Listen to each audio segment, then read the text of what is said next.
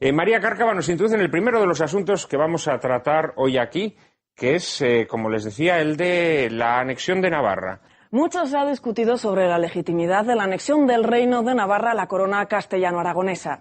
A Fernando el Católico se le ha acusado con frecuencia de falsificar la bula Exigit Contumaciam, en la que el Papa Julio II legitimaba su campaña militar de 1512 y excomulgaba a los últimos reyes de Navarra por apoyar al cismático Luis XII, rey de Francia, en la guerra contra los estados pontificios.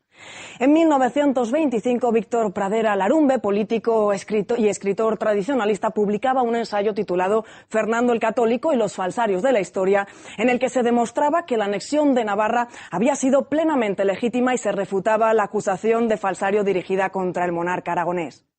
Este libro le granjearía a Víctor Pradera la enemistad de los nacionalistas vascos, a quienes siempre combatió activamente oponiéndose a la aprobación del llamado Estatuto Vasco Navarro o Estatuto de Estella, que incluía a Navarra entre las provincias vascongadas.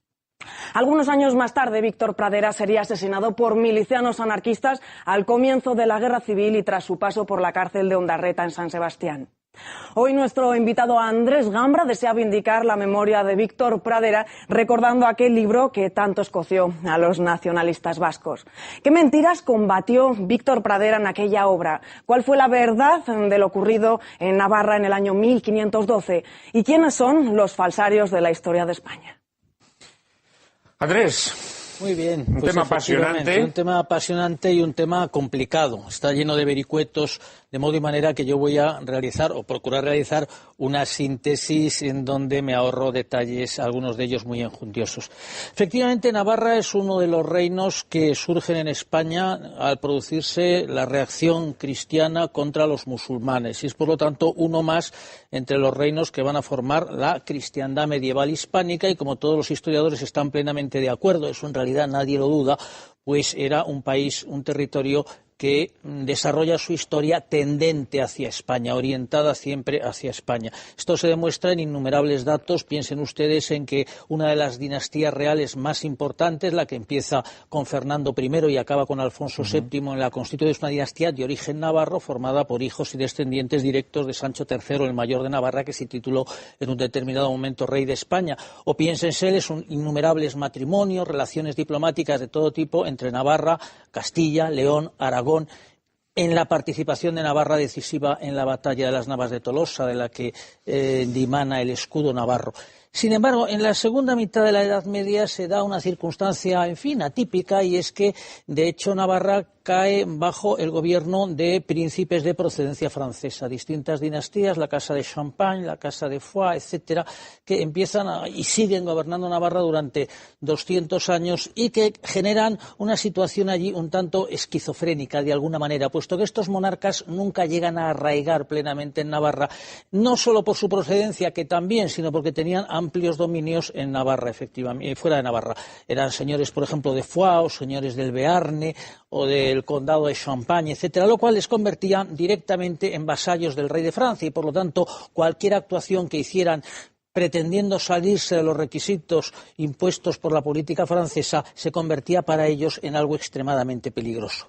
Esta situación se prolonga en el tiempo y así llegamos a la época de Fernando el Católico, efectivamente, cuando Fernando actúa ya, muerta Isabel la Católica, como regente de Castilla, siendo a la vez rey de León. Reinan entonces en Navarra dos príncipes cuyo derecho a reinar estaba en realidad prendido con alfileres, pero que ahí estaban, que eran Catalina de Foix y su esposo Juan de Albrit, ¿no? Y estos monarcas pues viven unos momentos realmente dramáticos, porque tienen dominios en Francia, como ya he dicho, están emparentados con los reyes de Francia de ese momento, Carlos VIII y Luis XII, que se muestran extraordinariamente exigentes con ellos e incluso les van a amenazar reiteradamente con quitarles sus dominios, sus territorios, de modo y manera que ellos viven un momento muy complejo, dándose además la circunstancia de que en el seno del propio Reino de Navarra había una fuerte confrontación entre banderías o partidos, los beamonteses, que se inclinaban en favor de Castilla, y los agramonteses, que eran unos filofranceses y otros filocastellanos, pero que en todo caso se dedicaban fundamentalmente a pelearse brutalmente unos con otros y hacerle la vida más o menos imposible a sus reyes. Pues bien, estos monarcas en esa situación difícil van a recurrir insistentemente a Fernando el Católico pidiéndole ayuda, pidiéndole consejo, pidiéndole que interviniese con su gran influencia y sus medios de acción para pacificar el interior del reino. Y esto lo van a hacer repetidamente, hasta el punto de que se puede hablar o decir que Fernando va a ejercer un auténtico protectorado sobre el reino de Navarra. Protectorado en el que llegaría a ofrecerles en varias ocasiones la posibilidad de que los descendientes de esos reyes contrajesen matrimonio con los herederos de la corona de Castilla, lo cual hubiera convertido a Navarra nada menos que en la cabeza de la unidad española, a lo que estos príncipes no accedieron, presionados, como digo, por el rey de Francia y por el temor a perder sus dominios. Esta fue la situación hasta que se llega un momento, al llegar el año 1512, en el que estalla una gran conflagración internacional, que tiene su origen en la voluntad del rey de Francia de invadir Italia, ¿no? Y que le hace chocar con las potencias italianas y concretamente con el papado, que forma en torno a sí, contando con España, que también tenía fuertes intereses en Italia, la Santa Alianza enfrentada con Francia y sus aliados. Pues bien, estos reyes, amigos y protegidos de Fernando el Católico, secretamente firman un acuerdo en el Palacio de Blois con el rey de Francia, Luis XII, comprometiéndose a hacerle la guerra a Fernando el Católico. Fernando el Católico, que era un hábil diplomático muy bien informado, que las veía venir, al día siguiente de firmarse ese acuerdo, que le colocaba a él en una situación dificilísima, puesto que, claro, tenía ante sí la posibilidad de un ataque francés a través de Navarra, que constituía una verdadera cuña en su territorio, viendo que no había otra posibilidad, era un casus belli indudable, invade el reino, y lo invade con una gran eficacia en muy poco tiempo y sin apenas encontrar oposición. Entonces se va a declarar el tenedor de ese reino, y en un segundo momento, sin embargo, va efectivamente a declararse el mismo rey. Se proclamará rey de Navarra. Ya no era solo el despojo debido a la guerra, sino un paso más. En ese tránsito desempeñan un papel muy importante dos bulas pontificias, como tú has citado antes bien. Una bula que es una bula del mes de julio de 1512, es decir, que coincide en el tiempo más o menos con el momento de la invasión llevada a cabo por Fernando el Católico. Era una bula pronunciada por el Papa Julio II con unos acuerdos de carácter en realidad muy general. Se declaraba excomulgados a aquellos que fuesen aliados del rey de Francia. ¿Por qué? Porque el rey de Francia había convocado un cónclave, un concilio apócrifo con el fin de destituir al Papa. Y entonces se les declaraba efectivamente como incursos en excomunión y presuntamente deponibles de sus reinos. Esto le vino muy bien a Fernando, pero la decisión definitiva que le va a permitir o que va a coadyuvar a que él se decida a dar ese paso distinto, que era el de proclamarse rey, es una segunda bula pontificia, a la que tú te has referido antes, que era una bula que, a diferencia de la anterior de julio, estaba promulgada en febrero. Y era una bula en la que se declaraba expresamente que Catalina y Juan habían incurrido en excomunión y eran depuestos. Aquello resulta chocante. ¿Cómo es posible que la bula en la que se anuncia lo que va a ocurrir sea posterior en el tiempo a aquella que indica lo que ya ha sucedido? Ahí quedó la cosa. Y es ahí donde nos encontramos con un historiador nacionalista, un historiador emblemático, digamos, en el panorama de la historiografía nacionalista, empeñada, claro, en afirmar por todos los medios a su alcance que Navarra es parte de Euskadi y está del ente llamado por ellos Euskadi, y que, en fin, su incorporación a Castilla pues había sido un hecho injusto, aberrante, y que era necesario rehacer. Y que Fernando el Católico, digamos, no tenía legitimidad No tenía legitimidad en esa dirección, exactamente. Después de la publicidad vas a seguir exponiendo este conflicto histórico. En un minuto estamos nuevamente con todos ustedes. No se aparten del televisor.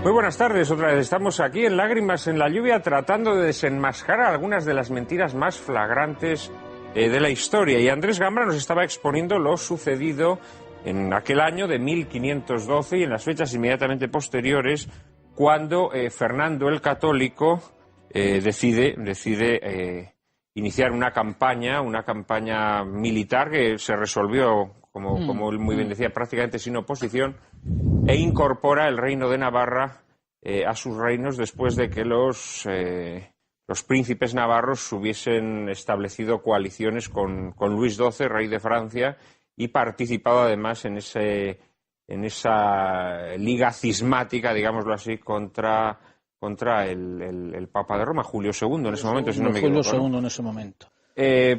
Y estabas comentando esas bulas de Julio II. Esas bulas problemáticas. Problemáticas, ¿no? Que se ha dicho a veces, ¿no? Y entonces aquí interviene Arturo Campión. Arturo Campión es un historiador que en esa época, estamos hablando de los años 1920 por ahí.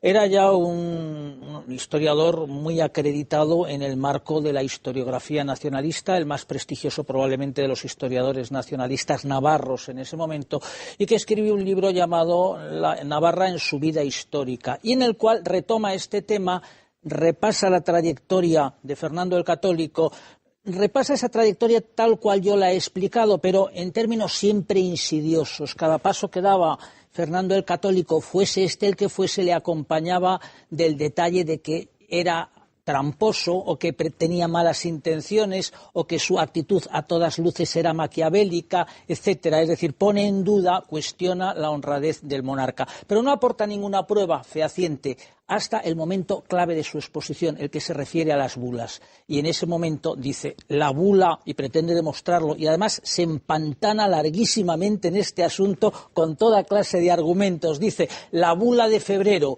es una bula falsa.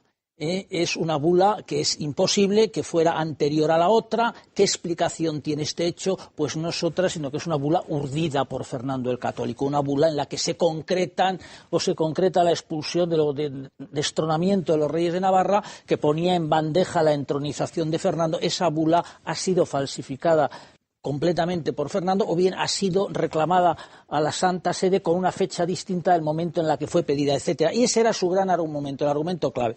Y es entonces cuando interviene Víctor Pradera. Víctor Pradera era un pamplonés también, vasco-navarro, arraigado en San Sebastián, ingeniero de caminos, abogado, que llevaba ya desarrollando una importante trayectoria política, había sido diputado tradicionalista, en fin, era una figura que llevaba largo tiempo luchando contra el nacionalismo y en favor de la unidad española, que se encontraba en aquel momento seriamente amenazada por el auge enorme de los movimientos nacionalistas y los proyectos estatutarios que andaban por ahí menudeando. Y él entonces publica un libro titulado así, Fernando el Católico y los falsarios de la historia, donde repasa este tema de forma brillantísima y pone de relieve dos cosas: que Fernando el Católico, en lo que había hecho hasta el final, es decir, hasta que se vio obligado por la fuerza de las circunstancias y el cambio de alianzas de los príncipes de Navarra, había sido leal a los compromisos establecidos con ellos. Y en cuanto a las bulas,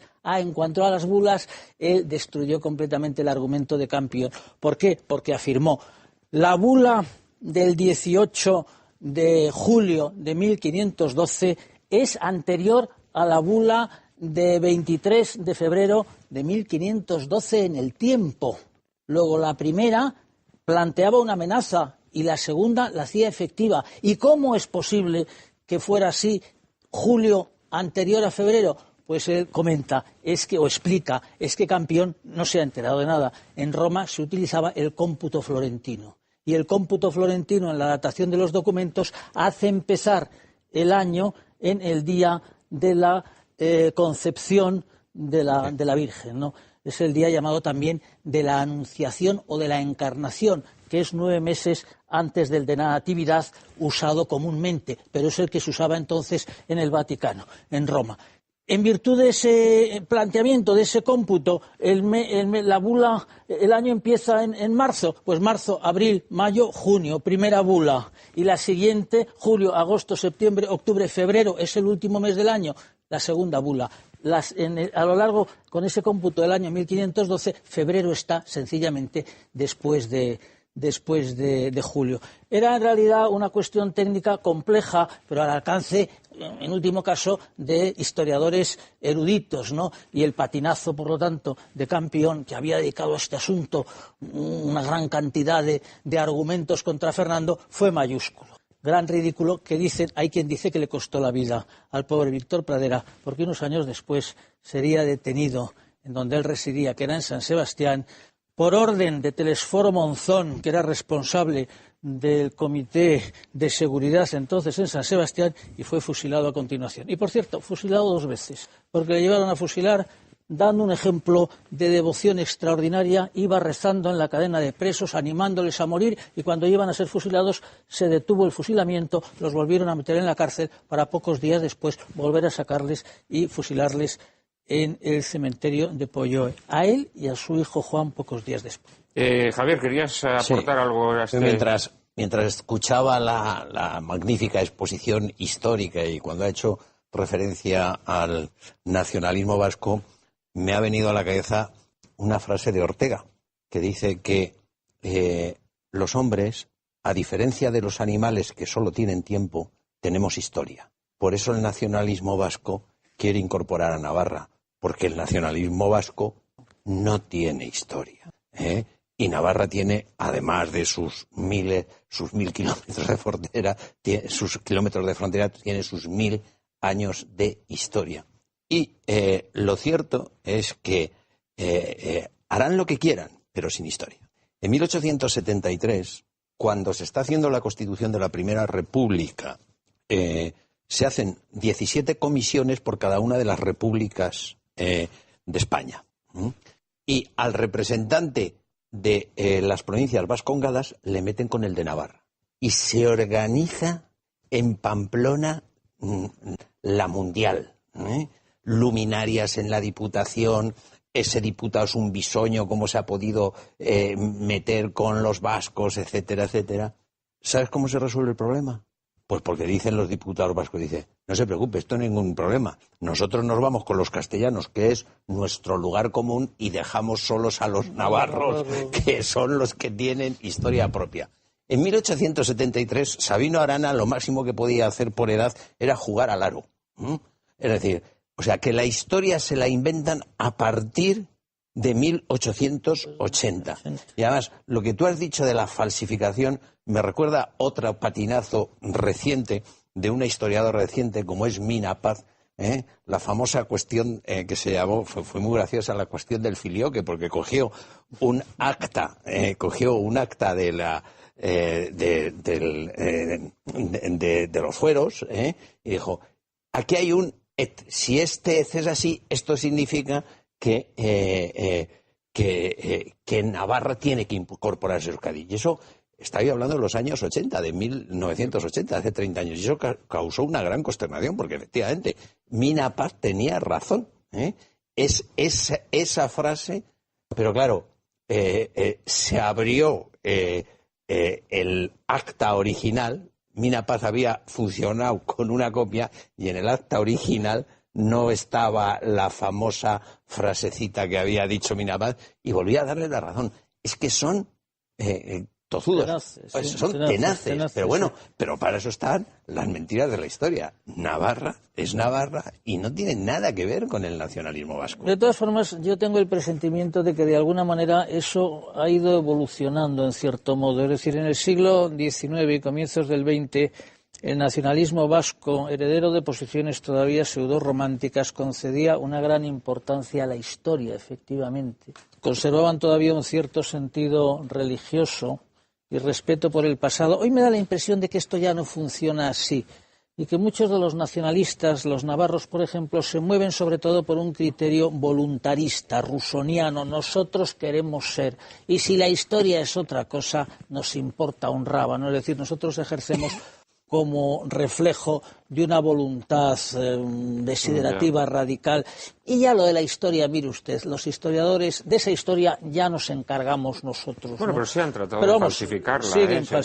Siguen falsificando e insisten mucho. Claro, ahí es donde se ha cometido un enorme error al permitir que en todo ese ámbito de las icastolas se esté adoctrinando con esta clase de historias de Navarra, País Vasco, España, que son a base de unos esquemas simplistas que no desarrollan otra idea que la muy insistente y muy Gambra, operativa de que ellos son unas víctimas de la opresión, ¿no? Profesor Gambra, yo no sé si les importará o no les importará la historia, pero desde que yo publiqué eso en biografía de Olave, no me han vuelto a invitar a, a una nueva universidad del País Vasco. Sí. O sea que, y eso les dolió mucho, que en la Primera República los propios diputados de las provincias vascas se fueran con Castilla y dijeron, no. Navarra tiene su historia propia, Navarra es una federación propia, es una nación propia, decían en 1873. Nosotros no tenemos nada que ver y nos vamos con Castilla. O sea, que ellos, por lo menos, si empiezan la historia, es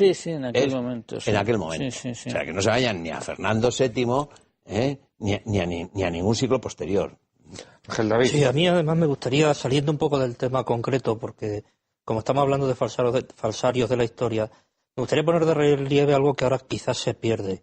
Y es que Víctor Pradera, aparte de su labor importantísima, como ha destacado muy bien el profesor Gambra, como político, interesantísima, ¿no? En ese intento que algunos no ven con muy buenos ojos, pero que yo creo que sí es muy interesante, ¿no? De adaptación del pensamiento tradicionalista a nuevas realidades. Víctor Pradera, en el fondo, no es sino también un eslabón más en una cadena de autores de esta gran escuela de pensamiento, podemos llamarle pensamiento tradicional o como queramos, pensamiento tradicional español, que desde campos muy diversos, pues estoy pensando en la propia historiografía, pero también, por ejemplo, en el ensayo político o incluso en la novela, ¿no? Me viene a la cabeza pues, el propio Navarro Villoslada, las novelas de Navarro Villoslada, el propio Víctor Pradera, Elías de Tejada, los propios Gambra, ¿no? Yo creo que el apellido Gambra figuraría ahí por derecho propio en esa lista de historiadores, que además han hecho una aportación doble y muy, muy importante e insustituible. En buena parte del siglo XIX estos autores contrarrestan la mitología historiográfica liberal. Es decir, vienen a imponer un verdadero punto de sensatez para recordarnos que España, como vamos a oír al año que viene más de una vez, no nació en 1812, sino que ya hay toda una trayectoria histórica anterior de forja de la nación española, de la cual pues es un momento privilegiado la anexión del Reino de Navarra, como ahora se nos acaba de recordar. Y esa labor de esta escuela de pensamiento como contrarréplica frente a la falsificación de la historia que hace el liberalismo me parece importantísima y no suficientemente valorada. Y luego, ya cuando al declinar el siglo XIX y comienzos del XX, surge la escuela de pensamiento nacionalista, que en los orígenes había compartido bien esa visión también antiliberal, ¿no? La había podido compartir, pues al mismo tiempo se distancia de esa escuela nacionalista, pues recordando que efectivamente aquellos precedentes, aquella configuración en reinos, aquella trayectoria anterior, no solamente no era contradictoria con lo que de luego había de ser la nación española, sino que formaban parte de la esencia de la nación española, que no venía a ser el resultado de un voluntarismo o de una configuración de tipo hegeliano, sino una nación enraizada y nacida en la historia. Y con datos históricos muy concretos, pactistas. No hay que olvidar, terminando esta historia, que Fernando el Católico, al margen de las bulas pontificias que él nunca entendió que le dieran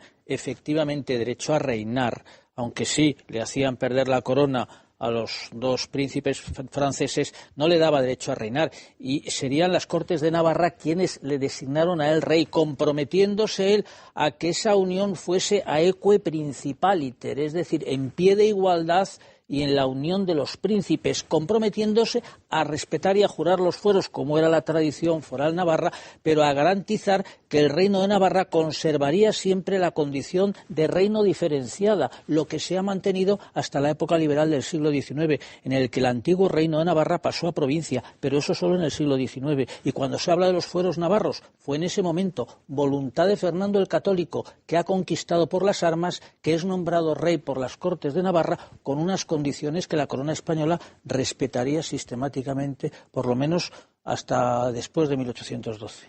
En esta acusación que se le hace a Fernando el Católico de falsificar la bula, no puede haber una también, porque a los reyes católicos se les acusa de falsificar la bula que les permite casarse, puesto que ellos estaban emparentados, eran primos, y siempre se dijo que, y esto sí parece que es cierto, ¿no?, que en el momento en el que se casan ellos aportan una bula falsa, o el arzobispo Carrillo, el arzobispo primado de España, presenta una bula que es falsa, ¿no? Y a lo mejor probablemente por esto también se les ha imputado. También se han cuestionado, es que las bulas formaban en aquella época un derecho de gran vigencia, ¿no?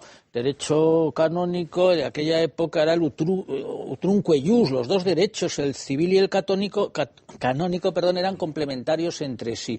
Y digamos que la jurisprudencia pontificia tenía un enorme valor. También se ha cuestionado y se ha puesto de relieve que eran bulas que respondían a la realidad, aquellas por las cuales Alejandro VI concedió a los reyes católicos el gobierno de América frente a Portugal. O sea que el tema de las bulas ha tenido importancia. En el caso al que te refieres, efectivamente, la bula, esa sí se sabe que fue falsificada, pero no fue falsificada por los papas, fue falsificada por el arzobispo Carrillo para salir del paso. ¿Por qué? Porque los reyes se tenían que casar en Valladolid disfrazados. Al rey futuro rey estuvieron a punto de matarle de una pedrada. ¿Por qué? Porque Enrique IV había prohibido que el matrimonio de su hermana se celebrase y era un matrimonio celebrado in extremis, y entonces, bueno, pues allí se recurrió a eso, a lo que no recurrió probablemente Fernando, sino su padre, Juan II de Aragón, que era un rey de armas tomar, ¿no? Y ese sí que fue el que hizo probablemente, o se encargó de que eso se falsificara, pero luego aquello se subsanó después. Se subsanó, sí, porque el Papa luego efectivamente... Era una situación extrema, una situación límite en la que contra toda justicia y contra todo derecho el monarca se había empeñado en que no se pudiera casar y estaba empeñada en casarle con el rey de Portugal, que era muchísimo más viejo que ella, ¿no? Y no quería. Aunque era un buen hombre, Era un buen hombre, efectivamente, pero ella prefería a Fernando. Bueno, pues hasta aquí esta primera mentira de la historia que hemos tratado de desenmascarar, la anexión de Navarra, el título de legitimidad de Fernando el Católico en la circunstancia histórica en la que aquellos hechos acontecieron, y el intento posterior del nacionalismo vasco de tergiversar aquellos episodios para de alguna manera anexionarse a sus pretensiones políticas Navarra.